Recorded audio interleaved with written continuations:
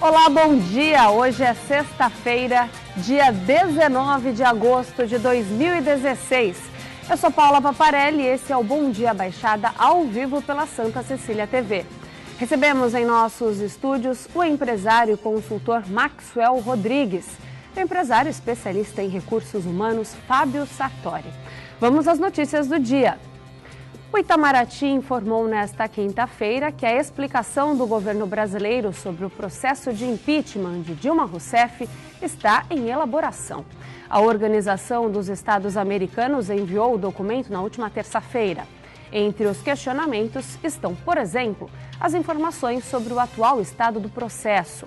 Se as decisões tomadas até aqui são passíveis de revisão judicial e se existem recursos pendentes. Outra informação é sobre o processo, se está de acordo com as normas ou jurisprudência aplicáveis. A gente abre o programa sempre falando de política nacional. Em primeiro lugar, queria agradecer aqui a presença de vocês, Fábio. Obrigado por ter aceitado o nosso convite. Maxwell, já tem sua cadeira cativa toda sexta-feira aqui. Obrigado pela presença de sempre. E eu já pergunto para vocês qual a opinião sobre esse pedido de explicação. Maxwell, bom dia. Bom dia, Paula. Bom dia, Fábio. Como eu sempre menciono, a gente sempre, a produção aumentando a qualidade dos participantes juntamente aqui conosco e hoje tendo um especialista em recursos humanos, o que é de suma importância principalmente para todos aqueles que estão hoje fora do mercado de trabalho, principalmente no nosso país. Em relação à pergunta, a gente pode fazer a análise de duas formas, através de dois blocos distintos, né, Paula? Inicialmente foi a força que o PT tentou, de alguma forma, impetrar nacionalmente, ou seja, internamente aqui no nosso país, a fim de se manter no poder. Como houve um insucesso relacionado a isso, o PT tentou, de alguma forma, se utilizar da sua articulação internacional para que pudesse, de alguma forma, pressionar principalmente a nossa situação interna para que ele, de alguma forma, conseguisse ainda se manter no cenário político nacional. E isso é feito principalmente hoje em virtude da situação dos Estados Unidos. Os Estados Unidos hoje ele tem sido um país democrata e socialista ao mesmo tempo, que em certos momentos vai ao encontro de algumas filosofias de 20 anos atrás do PT. Feito isso, e até propriamente por aquela situação governamental que nós tínhamos naquele momento gerenciada e administrada pelo Luiz Inácio Lula da Silva, o PT está tentando de alguma forma, como eu sempre menciono, se segurar em fio desencapado e tentar se articular, se utilizando dessa força externa para de alguma forma tentar conseguir um espaço no país. De alguma forma. No meu entendimento, eu acho que isso é, como minha avó dizia, um tiro pela culatra. Eu acho que dificilmente o PT e propriamente a presidente Dilma Rousseff vai ter êxito em relação a esse processo impetrado na OEA. Fábio, vale tudo? Bom dia. Muito bom dia, Paula. Bom dia, Max. É um prazer imenso estar aqui nessa manhã. Bom, eu entendo que o pedido de explicação é sempre válido até para dar mais base ao nosso processo que vem sendo feito legalmente. Porém, o partido PT está se utilizando de todas as formas para tentar se manter no poder, como o Max mesmo disse. Então, eu entendo que é importante, nós estamos em um bloco, né? Não estamos sozinhos no mundo, então isso interessa a outros países, as outras organizações. E é muito bom para a gente poder sedimentar esse processo de impeachment, explicando todo esse nosso processo, os trâmites que estão ocorrendo, porque é legítimo e é legal. Um dos pontos questionados no documento também é o fato do ex-presidente da Câmara, Eduardo Cunha, ser responsável aí pelo andamento do processo de impeachment. É meio contraditório. Se você for analisar bem, Eduardo Cunha também fez de tudo para se manter no governo. Tá? Todos esses políticos envolvidos nas investigações, que a gente pode chegar a essa conclusão, eles estão tentando de tudo para se manter no poder, né? Sem dúvida. E aí eu faço uma reflexão, não única e exclusivamente pelo que está sendo hoje provido por esses políticos e por esses partidos, mas qual é o real interesse de se manter no poder, haja vista que a sociedade, do modo geral, ou boa parte da sociedade, não tem mais esse interesse. Não só o mercado político, mas também o mercado econômico, ele é muito baseado na especulação. E a especulação, ela é a vontade, não só do eleitor, mas também a vontade do mercado. E a gente percebe hoje, notoriamente, que essa vontade, ela mudou. E ela mudou significativamente. E essas pessoas hoje tentam, de alguma forma, dar continuidade no poder para que elas, mais uma vez, Paulo, venham a atender os seus interesses individuais a fim de se defender dentro dos processos que hoje estão em andamento. Se utilizar da máquina, se utilizar da burocracia para que elas possam, de alguma forma, ou prolongar talvez uma pena ou, consequentemente a isso, atender os interesses exclusivamente pessoais. E o presidente da Associação dos Membros dos Tribunais de Contas do Brasil, Valdercer Pascoal, afirmou nesta quinta-feira que a decisão do Supremo sobre a cassação da candidatura de prefeitos poderá beneficiar até 6 mil políticos conhecidos como ficha suja. Conforme a decisão do Supremo, somente a Câmara de Vereadores poderá tornar inelegível um prefeito que teve as contas rejeitadas. Maxwell, nós falamos sobre isso na sexta-feira passada. Isso prossegue. É assunto durante a semana inteira e ontem é um motivo de confusão. Um falando que isso não é válido, outro falando que não, a população gostou dessa mudança. Vamos falar sobre isso então, né? Já que a pauta, Paula, é ainda a pauta do dia, quente. Mais do mesmo, né? Mais do mesmo. As notícias, elas permanecem e perduram sempre sendo as mesmas. E eu acho que, principalmente, essa força hoje que nós temos, que é uma força de mudança, ela deve continuar. Nós temos que continuar falando, nós temos que continuar debatendo, a fim de que haja uma mudança efetiva. O que a gente vem percebendo que, principalmente, esse grupo que hoje lá está, tenta de todas as formas possíveis e imagináveis continuar. A lei da ficha limpa é uma das leis mais importantes que nós tivemos até hoje. E é de suma importância que essa lei seja respeitada. Hoje estão tentando de todas as formas se utilizarem desses artifícios jurídicos e burocráticos a fim de eleger principalmente candidatos que de alguma forma já possuem uma ficha suja. E isso é inaceitável. Nós não podemos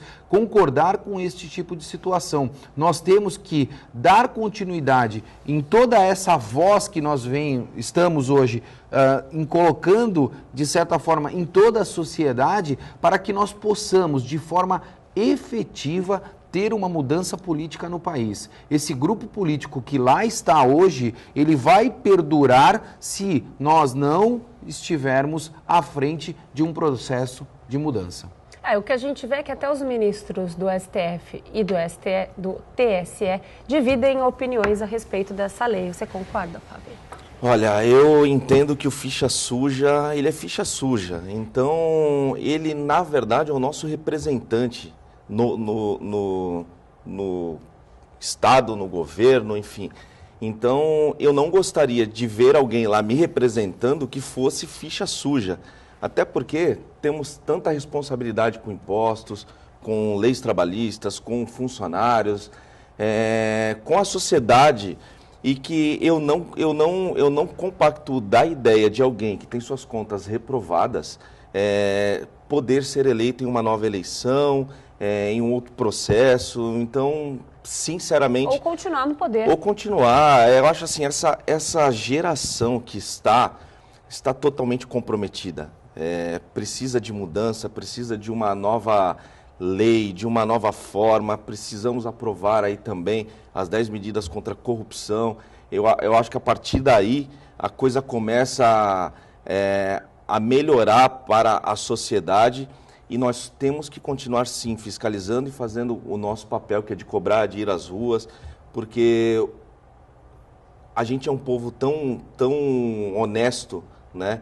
E que essas pessoas que estão lá, infelizmente, não nos representam, e eu entendo que o ficha suja não pode ser eleito. Paula, se você me permitir, né, utilizando até da experiência que nós temos aqui do Fábio em relação a recursos humanos, o próprio Supremo hoje, né, ele é passível das indicações realizadas pelo próprio presidente. Haja vista outros cargos também. E eu acho também, no meu modo de entender, eu não sei se o Fábio concorda com isso, mas que também nós temos que sair do universo da indicação e partir para o universo da qualificação.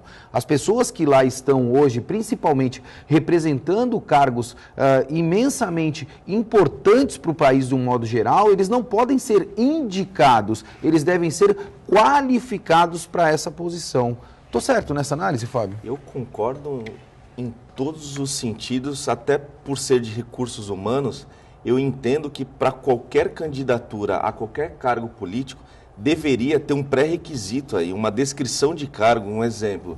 Para alguém ser presidente de uma empresa, ela precisa ter alguns pré-requisitos que ela precisa atender.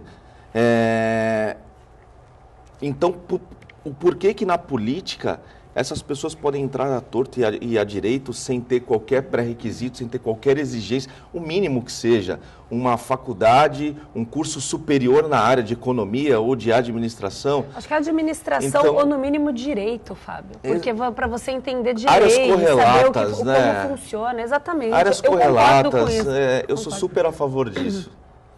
Depois algumas pessoas acham que isso seria uma forma de estar discriminando a população mais simples, que também teria direito a estar no poder. Mas eu acho que é uma forma da gente saber o mínimo para você administrar. Você tem uma empresa, você vai abrir uma empresa, e nós vamos falar sobre isso no próximo bloco. Para você ter a sua empresa, você tem que ter, no mínimo, um contador, uma pessoa que se capacitou para aquilo. Então, eu acredito que, assim, a pessoa tem que ter o mínimo de conhecimento para administrar qualquer tipo de negócio. E vamos incluir aí uma prefeitura, ou assumir o posto, o cargo de vereador, seja ele qual for, tem que ter um mínimo de conhecimento. Ter o mínimo para saber o que fazer também, né? Exatamente. Eu acho que é uma inversão de valores gigantesca, né? Eu falo isso. E o país, ele continua tendo a mentalidade paternalista, onde que, de alguma forma, nós temos que propiciar a possibilidade de acesso a pessoas que não tenham uma determinada qualificação. Eu acho que o valor está invertido, no meu entendimento. Eu acho que o governo, do modo geral, ele tem que proporcionar educação e capacitação para essas pessoas, para que elas possam se qualificar e ter acesso a essas condições. Quando a gente fala em educação, e o maior poder de educação, no meu entendimento, o Fábio é especialista em recursos humanos, é que nós venhamos a ter o poder de comparação. Quando eu aprendo, eu posso comparar. E a partir do momento que eu comparo, eu tenho conhecimento para decidir o que é melhor para mim e o que é melhor para uma sociedade. Se eu sou uma pessoa extremamente despreparada e assumo qualquer função, eu não tenho o poder de comparação. E aí eu não posso decidir por aquilo que é melhor, não só para mim, mas como para uma sociedade do modo geral, não é verdade, Paulo? Tá certo, eu concordo plenamente, até porque vamos pegar um exemplo simples para o pessoal de casa também poder entender. Para você assumir um cargo numa empresa, você vai passar por uma entrevista e você tem que ter o mínimo de capacidade para exercer aquela função, que é mais ou menos o que o Maxwell disse. Então, vamos partir desse princípio. Se a gente partir desse princípio, a gente chega a outras reflexões, né? Bom Dia Baixada vai para um rápido intervalo, você continue com a gente, voltamos já. Voltamos com Bom Dia Baixada. A Escola do Comportamento está com vagas abertas para o curso de Reinvente a Sua Carreira, que acontece neste sábado, dia 20 de agosto. No treinamento são realizadas atividades para melhorar a performance do participante na vida profissional e também nas tarefas do dia a dia. As aulas são presenciais, em grupo e têm duração de 10 horas. A inscrição para o encontro pode ser feita pelo telefone, anote aí. 3307-2619, 3307-2619, a gente repete aqui no final do bloco, ou então também pelo e-mail escoladocomportamento@sartoridho.com.br. Repetindo, pode ser feito também a inscrição através do e-mail escoladocomportamento@sartoridho.com.br. E é sobre isso que a gente vai falar, sobre a Escola do Comportamento. Fala para mim, Fábio, esse curso, o que vai acontecer nesse sábado? É um sábado especial para pessoas empreendedoras, e eu falo isso porque, de acordo com a situação que o país está vivendo hoje, muita gente desempregada está tendo a oportunidade, e eu vejo isso com bons olhos, porque eu acho que é a forma do país também se desenvolver, de você montar o seu próprio negócio. Com isso, precisa de conhecimento, estávamos falando sobre isso no próximo bloco, você precisa se atualizar, passar a conhecer o outro lado da moeda, que é o lado do empreendedor, do dono do próprio negócio. É uma oportunidade, Fábio, explica pra gente. É uma excelente oportunidade, nós ficamos muito felizes com esse projeto, porque ele vem da nossa consultoria, então é algo que nós já sabemos a dor, né? Hoje a gente faz centenas de entrevistas mensalmente e percebemos cada vez mais que as pessoas são contratadas pelo técnico, pelo que ela tem ali de especialização técnica, e demitida pelo comportamento. Então nós criamos o Reinvente a Sua Carreira para atender principalmente esse novo momento. Haja visto que o mundo mudou. Tudo que funcionava há 10 anos atrás hoje é questionado. Um exemplo, quem diria que há 5 anos atrás estaria sendo criada uma tecnologia que te faria hoje ligar o menos possível para um telefone de alguém. Hoje todo mundo se fala via WhatsApp. O Uber, hoje ele é o principal meio de transporte urbano e não tem um carro dele, né? Então, assim, o mundo mudou, as formas mudaram. E como que você está levando a sua carreira? Como há 10 anos atrás, você também precisa de novas competências e de novas atitudes profissionais. Então, Reinvente a Sua Carreira vem justamente para atender este momento e criar todo o teu planejamento de carreira para atender esse momento atual, para que você obtenha mais resultados. Então, é uma imersão de 10 horas na sua carreira, onde você vai ter a condição de fazer todo o seu planejamento e sair com isso mapeado ao final do curso, para segunda-feira já colocar em ação. Na verdade, você vai traçar um roteiro do que você quer para a sua vida, né? Exatamente. E eu acho interessante isso, porque o que eu mais vejo são pessoas que, naturalmente, acham que precisam se atualizar. Então, elas buscam um curso. Vou fazer um curso, vou me atualizar, vou fazer uma pós-graduação, vou fazer um mestrado, enfim. Mas falta um planejamento, porque sair fazendo curso só não basta, se você não tem um objetivo mais adiante, né? E acho que é uma forma da pessoa, não só que está desempregada e está querendo montar o seu negócio, pelo que eu entendi, mas também de quem tem um emprego, um assalariado, digamos assim, né? E trabalha para alguma empresa e também quer melhorar, abrir sua mente. Sim. Ele atende a 3 públicos. Aquela pessoa que está perdida na carreira e não sabe o que fazer, ou aquela que está empregado atualmente, mas está infeliz, ou quem quer se reinventar, quer ir para uma área nova, quer empreender, ou quer fazer outra coisa. Tudo isso está ligado a interesses e a capacidades e habilidades que você tem. Só que para a gente isso não é claro, muitas vezes. Então a gente precisa descobrir isso de alguma forma. Ao mesmo tempo, nós não temos um manual de instrução sobre nós mesmos. E no Reinvente a Sua Carreira, nós vamos a fundo nisso, porque nós aliamos interesses pessoais para que ele leve esses interesses para a carreira, para então ele ter sucesso com plenitude e satisfação. Fundamental, né, Maxwell? Sem dúvida, Paula. E essa semana, por uma incrível coincidência, eu fui convidado a dar uma palestra para alunos de cursinho que estão pensando e tentando, de alguma forma, se posicionar no mercado e fazer as suas escolhas relacionadas a empreendedorismo. E quando a gente fala em empreendedorismo, principalmente no meu conhecimento, e aí gostaria também de saber a opinião do Fábio, que é especialista na área, eu acho que empreendedorismo é a capacidade de se desprender de valores fundamentados por uma sociedade externa. Ou seja, que você tenha a capacidade de ter o entendimento dos seus valores, das suas convicções, dos seus sonhos e principalmente ter a capacidade de realização.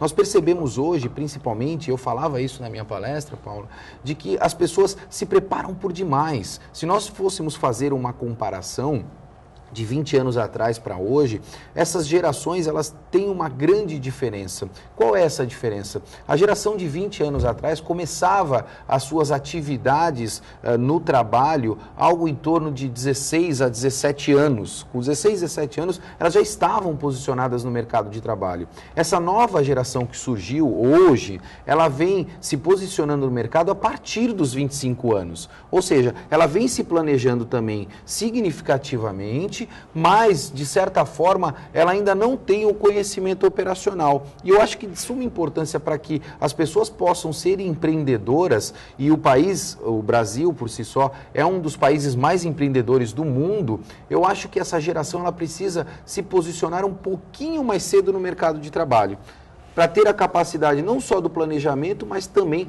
a capacidade operacional de realização.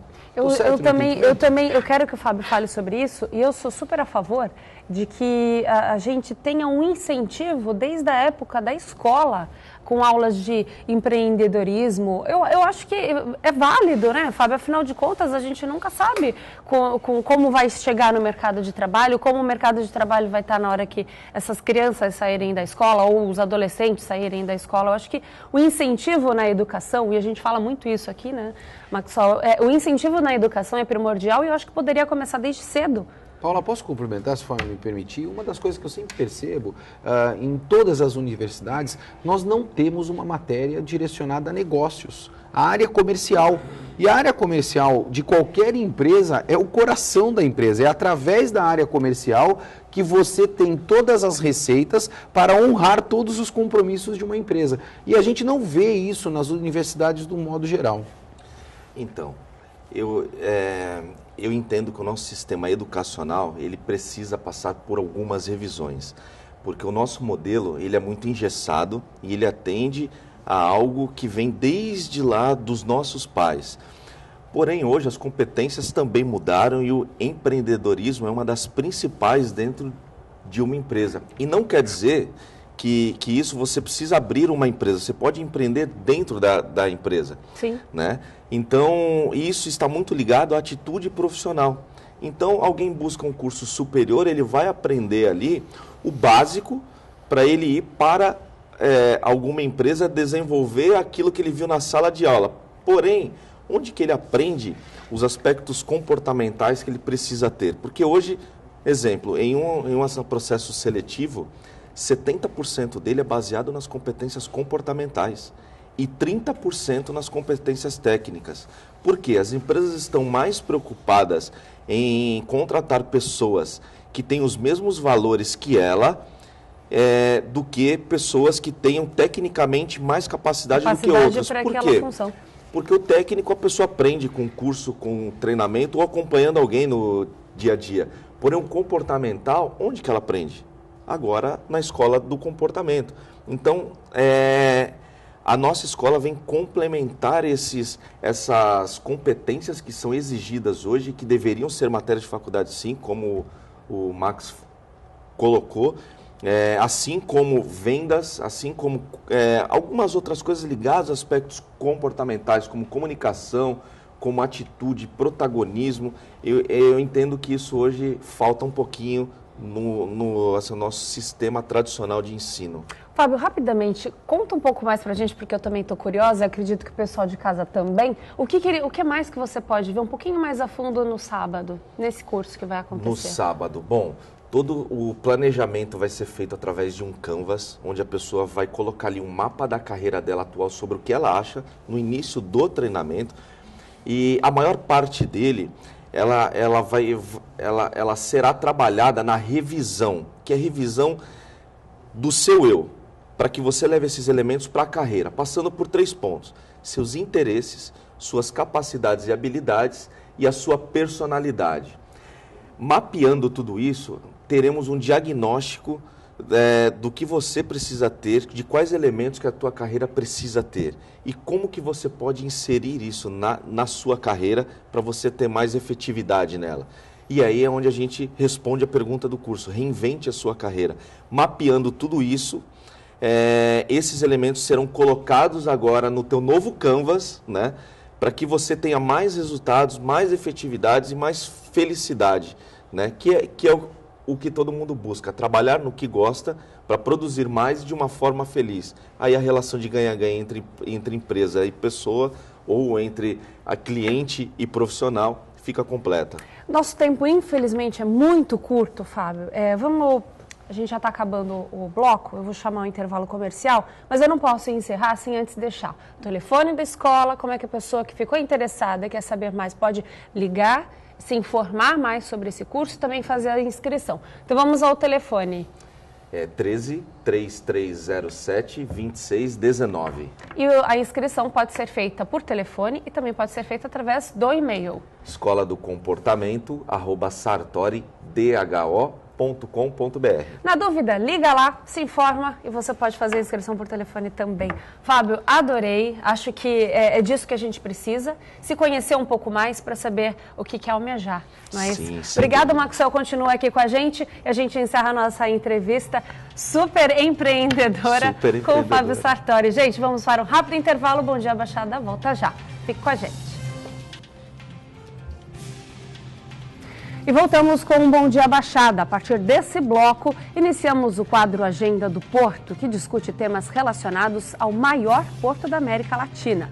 Permanece conosco o empresário e consultor Maxwell Rodrigues. E o nosso convidado de hoje é Matheus Miller, advogado, especialista em direito portuário e secretário executivo da ABTRA, Associação Brasileira de Terminais e Recintos Alfandegados.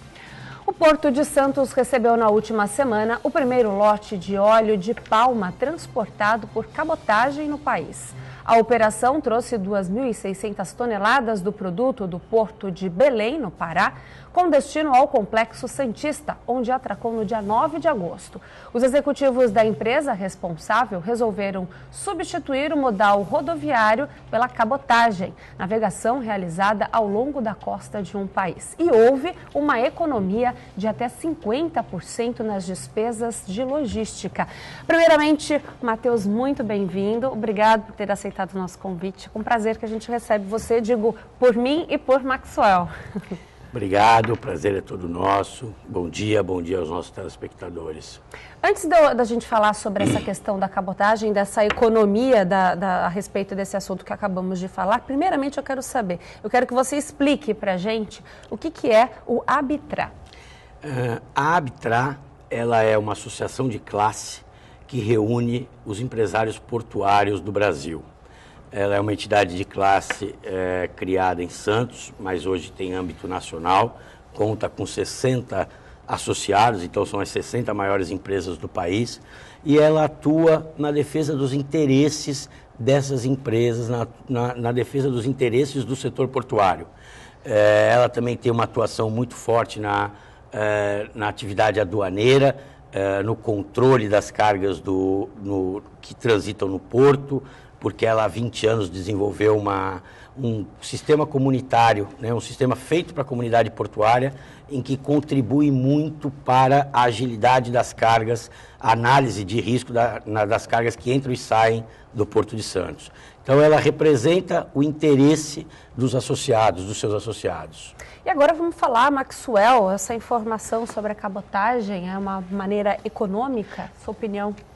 Primeiramente, é um prazer estar aqui com o Matheus, debatendo mais uma vez, principalmente porque eu tenho o entendimento que a nossa percepção ela é muito igual em relação a alguns pontos que são de suma importância ao Porto de Santos, e nós acabamos, de certa forma, também defendendo os mesmos, entre aspas, interesses. Em relação à cabotagem, nós já falamos isso inúmeras vezes, e o meu entendimento é que é um tipo de modal que vem a contribuir de forma significativa com a modernidade e com a agilidade operacional. E a própria notícia diz em relação à diminuição e redução de custos significativa em relação a esse modal. Hoje, principalmente, os grandes terminais nacionais possuem ainda um viés de armazenamento de carga, o que já não é uma grande realidade internacional.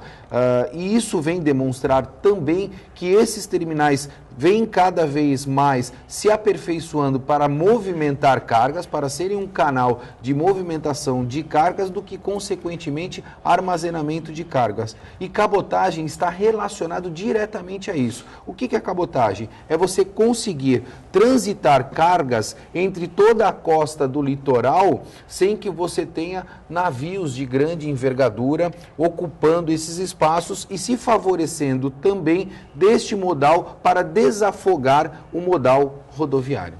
Concorda, Matheus?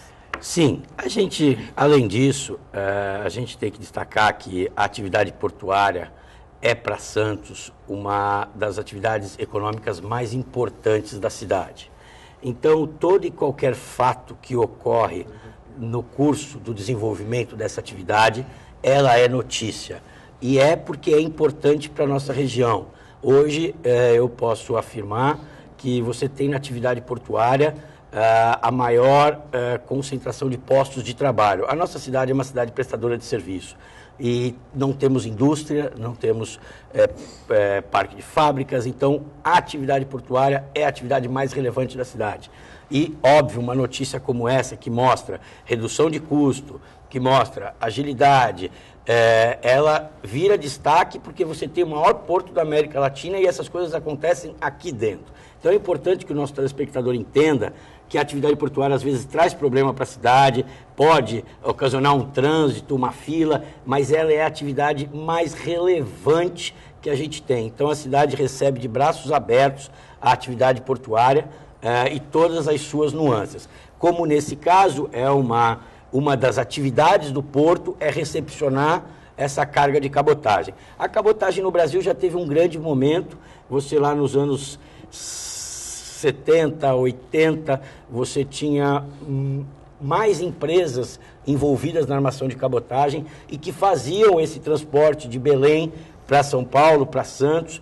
Então a gente está revivendo um novo momento. A cabotagem, inclusive, ela é objeto de vários seminários e vários estudos, porque você ainda tem alguns entraves que podem ser resolvidos para dinamizar esse tipo de transporte, né? Eu posso te dizer, por exemplo, que o óleo combustível usado no navio de cabotagem, ele é tributado. E o óleo usado pelo navio de longo curso, que é aquele que sai da nossa costa, não é tributado. Então, você onera um modal com uma tributação, sendo que aquele navio estrangeiro que vai fazer o longo curso, ele não tem essa mesma tributação. Então, isso prejudica um pouco o desenvolvimento da cabotagem, porque a cabotagem concorre com o caminhão, né? O que tem de vantagem e desvantagem? Você, por um lado, você sabe que a cabotagem demora um pouco mais para a carga chegar, porque a navegação ela é diferente do transporte rodoviário. O transporte rodoviário é mais inseguro, o transporte rodoviário ele gera mais custo, ele gera mais poluição, então a gente só vê vantagens no uso da cabotagem. Mas existem ainda alguns entraves que precisam ser resolvidos para que toda e qualquer carga que tenha que vir do norte para o sul ou do sul para o norte, ela priorize a utilização da navegação de cabotagem. Matheus, vamos falar da importância dos investimentos do setor produtivo no Porto de Santos, no sentido de posicioná-lo no mesmo patamar da tecnologia e de produtividade dos principais portos do mundo. Paula, é importante a pergunta para que o nosso telespectador saiba que dentro dos portos nós somos uma ilha de excelência. E eu digo uma ilha porque muitas vezes a gente está cercado pela ineficiência dos acessos aos portos. Hoje você tem um desafio muito grande com relação à dragagem do canal de acesso. Nós somos uma ilha, Santos é uma ilha, há rios que se encontram com o canal, o estuário, né, com o canal de navegação, e há então uma sedimentação muito grande de partículas que faz você perder a altura entre o chão, né, o fundo do mar, e a lâmina d'água, que é o que a gente chama de calado. Então, hoje, quando você olha os portos, com portainers, transtainers, RTGs, Richter Stackers, equipamentos que custam minimamente 500, 700, 800 mil euros, você percebe que dentro dos portos há muito investimento, há muita tecnologia, há muito treinamento de mão de obra que destoa do que a gente tem em volta. Então, eu posso dar um número, nós temos um regime tributário especial que dá à empresa portuária a possibilidade de adquirir bens no mercado interno ou no exterior com suspensão de impostos. E esse regime, ele nasceu em 2004 e o último número que eu tinha, de 2014, nós tínhamos investido US$ 1,5 bilhão através desse regime, porque por ele a gente consegue comprar as máquinas que são de grande porte e de grande valor de investimento. Então, hoje, a população de Santos pode se orgulhar do porto que ela tem, porque nas empresas portuárias, nos terminais de containers, nas empresas de container, nos terminais de granéis, você tem a melhor tecnologia, igual a todo lugar do mundo. Eu ainda disse isso ontem ao ministro, eu tive a oportunidade de estar com o ministro dos Portos ontem, o ministro Maurício, e ele vai à China agora, semana que vem, e eu falei, excelência, o senhor vai ver a mesma coisa que tem aqui. Só que aqui a gente tem 10, 12 portêineres, lá eles têm 200. Né? Muda a quantidade, mas o equipamento é o mesmo, a dinâmica, a lógica de operação é a mesma. Então, esse é um ponto muito positivo para o Porto de Santos e por isso que ele se destaca. Né? Eu posso ter o maior estado consumidor, a Interland, Minas Gerais, aqui mais perto. Se eu não tivesse um porto eficiente, a carga não viria para cá, o navio não viria para cá. Então, esse eu acho que é o destaque que a gente tem que fazer e tem que reconhecer que o empresário brasileiro, ele se lançou. É uma atividade nova. A gente está fazendo porto com empresa privada há 20 anos, há 25 anos. É muito pouco tempo para a gente já ter toda essa evolução. Então, isso demonstra o quanto o empresário brasileiro acreditou no investimento de portos. Então, hoje, você tem, sim, portos que se comparam em tecnologia e em movimentação aos maiores portos do mundo. Maxwell, a gente sempre volta ao assunto da dragagem. Não tem como, né? Não tem como não voltar e o Matheus foi bastante feliz em algumas, ou praticamente todas as colocações, mas eu também tenho um entendimento que a gente vivencia algumas ondas. Né? Eu acho que o empresariado por si só, principalmente dos terminais privados, fez a lição de casa na qual deveria ser feita, mas consequentemente a isso, nós temos a partir deste momento uma segunda onda. O que eu quero dizer com isso? Nós precisamos tratar de alguns outros assuntos que também são de suma importância para que esses investimentos feitos por este empresariado possam ser preservados. Ou seja, não adianta eu ter uma capacidade operacional dentro de um terminal privado extremamente eficiente, sendo que os meus acessos, seja ele via água ou seja ele via terrestre, né, eles não sejam também acessos complementares que venham a contribuir com esta operação. Não adianta eu conseguir movimentar caixinhas, como a gente coloca no segmento, que essa é a arte de um terminal portuário de containers, com total eficiência, sem que eu não tenha os outros acessos também com a tamanha competência desses investimentos feitos inicialmente. Então eu entendo que esta é a segunda onda. E dentro dessa segunda onda também é de suma importância que nós venhamos a ter um papel efetivo dentro do governo federal, coisa que hoje não acontece. Nós tivemos a extinção do Ministério de Portos algum tempo atrás, principalmente a partir do momento em que o Temer assumiu a presidência da República, e que isso contribui, de certa forma, por uma falta de representatividade dentro do governo federal. É de suma importância que a gente volte a discutir isso, haja vista que os portos brasileiros hoje representam algo em torno de 23% a 24% do PIB nacional. Paula, eu acho que a gente tem que olhar essa questão com mais detalhe para nós identificarmos da onde vem e aonde estão, da onde vêm essas falhas.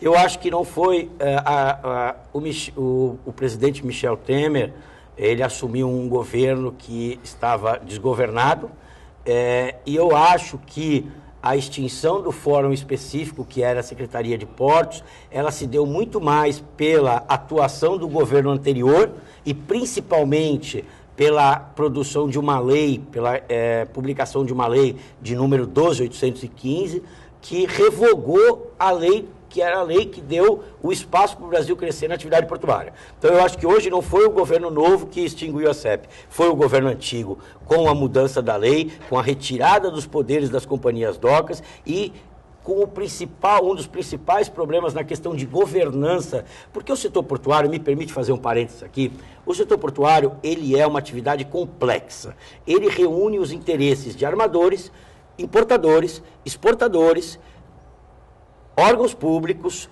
recintos alfandegados, aí entra o Ministério da Agricultura, Fazenda, Anvisa. Então, quer dizer, é uma atividade complexa. Você não pode ter uma intervenção legislativa ou uma intervenção do governo muito forte dentro dessa atividade, porque aí você traz prejuízo para essas relações. E o que a gente viu com a Lei 12.815 foi a materialização de uma ideologia de que o capital privado não é bom para o país, que era a ideologia do partido anterior, né? Então, quer dizer, eu não vejo nas atitudes do novo presidente, só vejo o reflexo de tudo isso que aconteceu. Hoje o que a gente luta, Maxwell, é para que a gente possa mudar a Lei 12.815 no sentido de dar uma descentralização da governança das atividades. Nós precisamos devolver o poder às docas, que foram tirados, devolver o poder ao Conselho de Autoridade Portuária, que era o órgão de regulação local, o órgão de controle, o órgão de fiscalização. Isso foi tirado do empresariado. Hoje o empresariado vai no CAP para fazer um pouco de pressão e ajudar nos projetos, mas sem o poder de deliberação. Eles disseram o seguinte: olha, esse conselho não vai mais deliberar, ele vai dar conselho. E aí você perde a oportunidade de interferir ou de contribuir para que as decisões locais sejam mais adequadas. Bom, Maxwell, desculpa, eu preciso urgentemente chamar o intervalo comercial. O assunto está quente, aqui a gente volta no próximo bloco com mais informações. Maxwell respondendo aqui ao nosso amigo Matheus. Voltamos já. Estamos de volta com o quarto e último bloco do Bom Dia Baixada. Agora eu deixo o Maxwell aqui concluir a linha de raciocínio dele, Maxwell. Só concluindo a linha que nós estávamos debatendo inicialmente, eu concordo com o Matheus com essa complexidade toda que nós temos. E haja vista essa complexidade que existe hoje dentro do porto, principalmente pela quantidade de atores que nós temos que também pensar nessas ondas que foram pontuadas inicialmente e também tratar da integração dessas informações. É de suma importância que a gente consiga ter cada vez mais velocidade na integração dessas informações para que as permissões ou autorizações sejam cada vez mais automáticas a fim de contribuir com a velocidade de admissão de carga ou liberação de carga no Porto de Santos.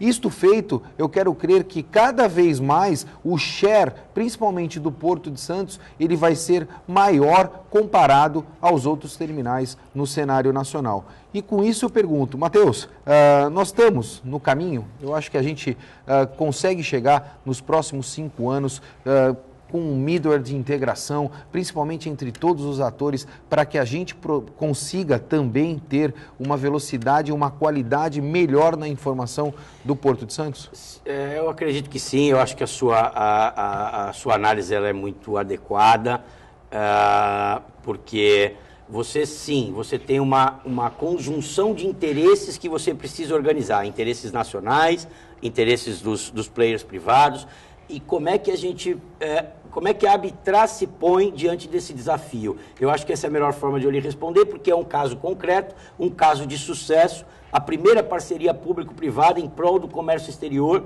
feita pelos operadores, feita por quem manipula a carga. A Arbitrar desenvolveu o seu sistema comunitário para facilitar esse trânsito de cargas, e a gente está evoluindo. Hoje, Maxwell, nós concluímos um projeto em que o fiscal da aduana não mais necessitará ir para o Guarujá, por exemplo, para fazer uma inspeção de canal vermelho, quando a carga cai em fiscalização física, porque nós construímos uma central dentro da alfândega do Porto de Santos, aonde o fiscal remotamente, através de câmeras e de sistemas de TI, vai poder ter acesso às imagens do container, ao vivo, e até controlar a câmera dos terminais. Então, a gente chama de Confere, que é a central de fiscalização remota, e isso vai trazer mais um grande avanço para os usuários dos portos. Então, o uso da tecnologia está coordenando todas as atividades. O que a gente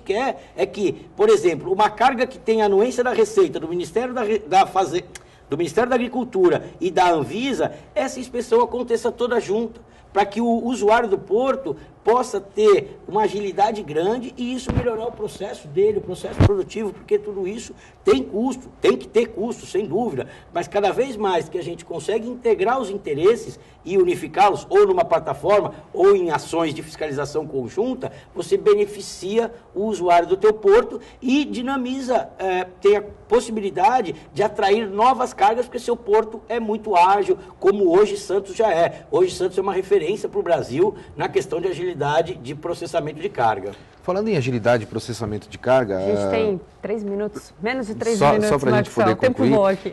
Eu estive em Rotterdam recentemente e a gente viu o Maasvlakte Plaza, que é um dos locais que vem sendo desenvolvido hoje em Rotterdam, principalmente para ter um processo de pré-gate. E quando a gente fala de pré-gate, nós falamos também de um sistema de agendamento. Ok? Hoje nós percebemos que existem inúmeros sistemas de agendamento e até propriamente o governo federal vem tentando desenvolver uma plataforma de agendamento de carga para os portos brasileiros.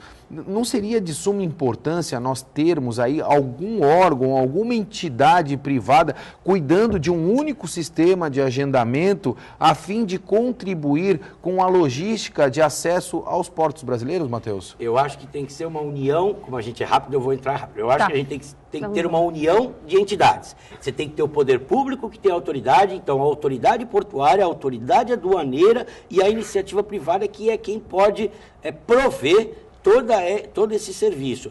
Maxwell, na questão do granel, nós tivemos uma evolução muito grande nos últimos anos. Na questão do granel, quero dizer, na movimentação de cargas de commodities agrícolas ou minerais. Açúcar, soja.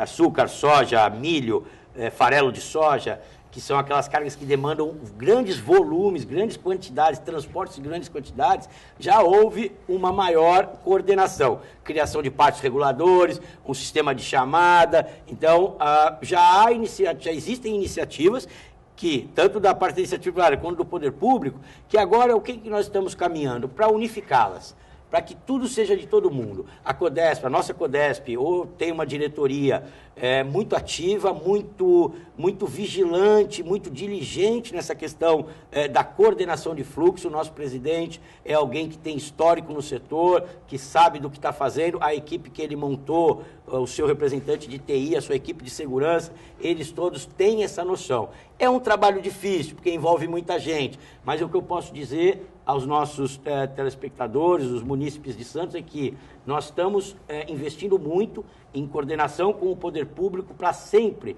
trazer para a cidade o menor impacto. A atividade portuária tem impacto, ninguém tem dúvida, mas o que a gente investe é para que o impacto seja cada dia menor. Tá certo. Obrigada, Matheus, pela sua participação. Maxwell, não tenho nem mais tempo para você também responder aqui ao Fábio. Nosso tempo, infelizmente, é curto. Sexta-feira o tempo passa muito rápido, a conversa é boa.